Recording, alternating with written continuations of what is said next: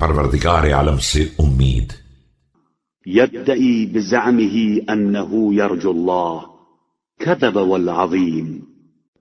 ما باله لا يتبين رجاؤه في عمله، فكل من رجا عرف رجاؤه في عمله، وكل رجاء إلا رجاء الله تعالى فإنه مدخول.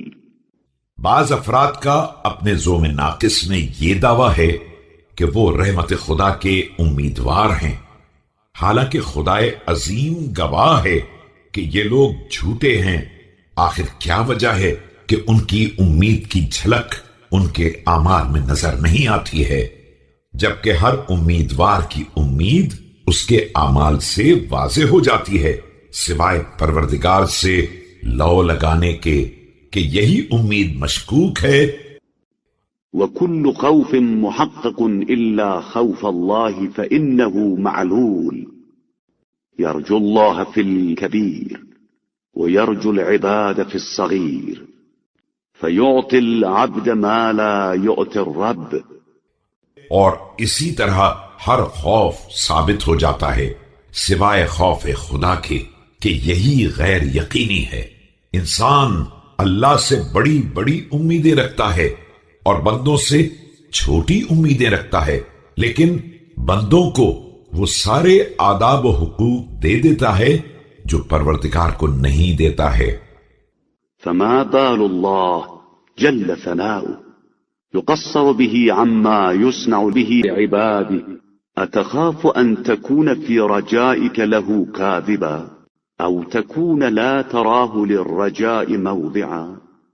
تو آخر یہ کیا ہے کہ خدا کے بارے میں اس سلوک سے بھی کوتاہی کی جاتی ہے جو بندوں کے لیے کر دیا جاتا ہے.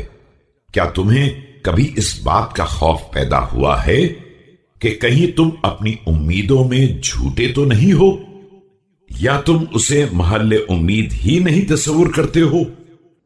وكذلك إن هو خاف عبدا من عبيده أعطاه من خوفه ما لا يعطي ربه، فجعل خوفه من العباد نقدا وخوفه من خالقه ضمارا ووعدا.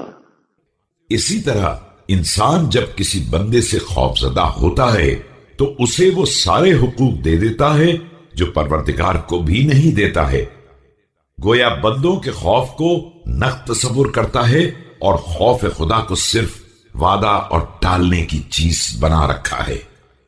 وكذلك من عظمت الدنيا في عينه وكبر موقعها من قلبه آثرها على الله تعالى فانقطع إليها وصار عبدا لها. یہی حال اس شخص کا بھی ہے جس کی نظر میں دنیا عظیم ہوتی ہے اور اس کے دل میں اس کی جگہ بڑی ہوتی ہے، تو وہ دنیا کو آخرت پر مقدم کر دیتا ہے، اس کی طرف متوجہ ہو جاتا ہے اور اپنے کو اس کا بندہ بنا دیتا ہے.